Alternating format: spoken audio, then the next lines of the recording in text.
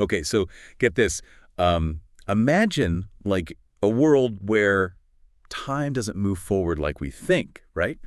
But instead kind of loops around. In cycles. Yeah, exactly. Yeah. But we aren't talking like, ice ages or anything. We're talking epochs. Huge. Yeah, like massive 5,000-year epochs. Wow. And get this, each one ends with this like golden age. Oh, wow. Yeah, like total bliss, right? It's just one of the many wild ideas we're going to look at today. I'm intrigued already. Right. And it's all from this spiritual talk thing called a Murli.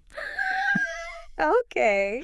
Yeah, a Murli. And it's delivered by this, he's called Baba. And what's really interesting is this isn't some ancient scroll, right? This Murli was just given, just now. Wow. Yeah, October 15th, 2024. So new. Brand new. So we are talking about a living, breathing belief system that really pushes back against a lot of, normal ways of thinking about time. Totally. And spirituality, it gets even more out there.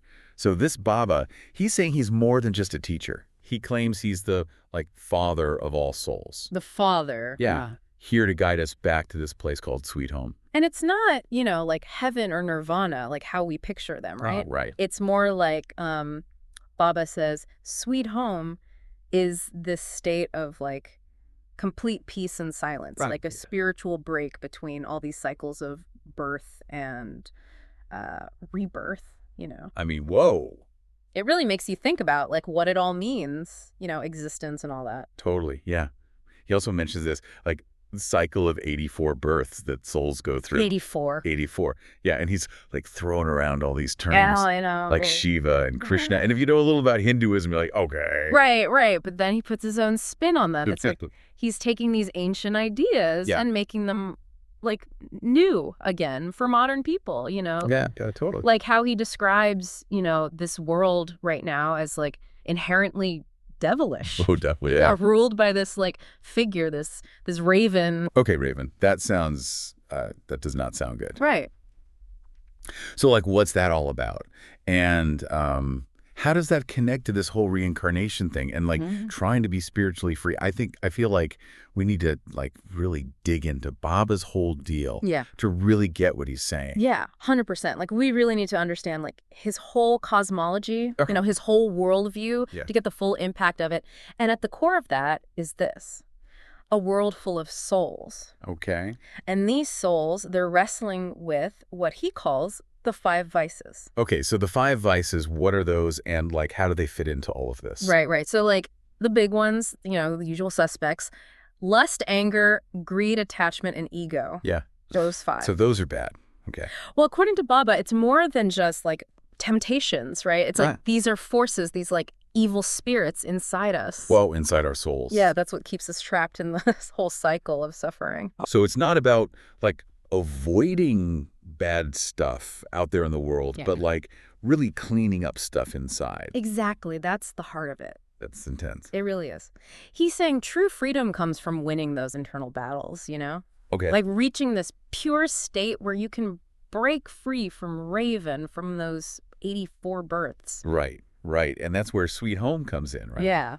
Like you said, it's this peaceful, silent place between cycles, but it's not a permanent escape. Right. Unless we actually achieve liberation. Yeah, Bob often talks about it retirement, Retirement. The soul gets a break. Oh, I see. From, the daily grind. Retirement for the soul. I like that. Right. It makes it relatable. Exactly. But so here's where I'm stuck, right? Okay. If the soul is just coming back for more, round after round. Yeah. What's the point of all this purity stuff? Why not just enjoy the ride, vices and all? Well, that's where easy yoga comes in. Easy yoga. Yeah. So Baba teaches that by, connecting with him, with the Father. Okay. Souls can escape the cycle. Oh. And he's very clear. This isn't about poses or anything. Right. Not the yoga I'm picturing. No, it's all mental, a mental connection. So it's more about aligning yourself with this higher power. Yes. To go beyond the limits of this world. Okay. Got it. So how does this connect to traditional yoga then? That's the thing. It kind of goes against some of it, Yeah. Baba even says that people have been remembering the Hindu trinity, Brahma, Vishnu, Shiva, separately for way too long. That's the problem. He says that he embodies aspects of all of them, you see. So he's a more direct route. That's the idea. Yeah. And it makes his whole take on time even more interesting, right? Yeah. These 5,000-year epochs, he's serious. They're not just some, like, theory. Oh, wow. It's a cosmic clock ticking away, sorrow or bliss. It's coming. And he's really pushing back against, like, the traditional view of time, too, right? Oh, yeah, big time. He even says, like, straight up, people don't know anything but have just told lies in saying that the cycle is hundreds of thousands of years. He's not holding back. Nope. But he's not just, like, complaining, right? No. He's offering his own take on things. Yeah, and using some really vivid language, too. Yeah, like when he calls himself Bubba. Right. Like, what's that about? You don't expect it, but it makes you think. Totally. And then there's, like, his take on Shivratri. Yeah, he flips it. It's usually at night for Shiva, right? Right, but he calls it get this, the confluence between night and day.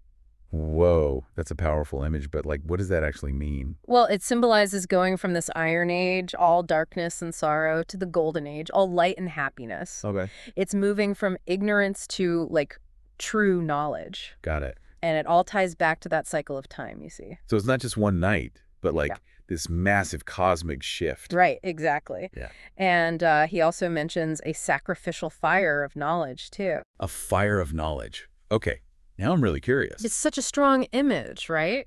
He's saying to get to this new world, this golden age, Yeah. we need to ditch the old ways, our attachment to those vices. Like a burning away of what's holding us back. Exactly, a spiritual cleanse. Man, this is a lot to take in. It really is. Really makes you think about your choices, you know? It really Like will. what we focus on. Yeah, And how it, like, plays into this whole cycle of time. absolutely. It really makes you stop and think, huh. Mm. Like all these ideas about time, about spirituality, It really does. they're so, like, ingrained. Yeah, And Bob is just coming in with this completely different way of looking at things.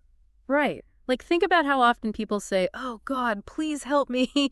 Usually when things are bad. Yeah, totally. It's like we turn to something bigger than ourselves when we're struggling. Right. But what if, like Baba says, sorrow and difficulty, they're just part of it. Part of the cycle. Yeah, like you need the bad to appreciate the good, It's true. I mean, you need the darkness to see the light.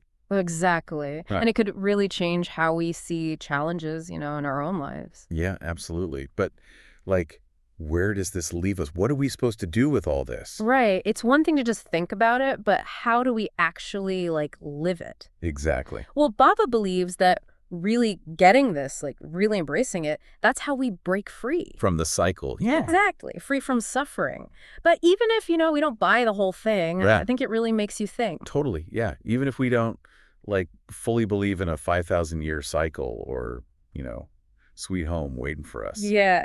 It makes you question things. It makes you think about your life, Yeah. and where you fit in all of this. Exactly. So to everyone listening, think about this. How does this whole cosmology, this worldview, how does it hit you? Does it, like, spark your curiosity? Or maybe even challenge some things you thought you knew?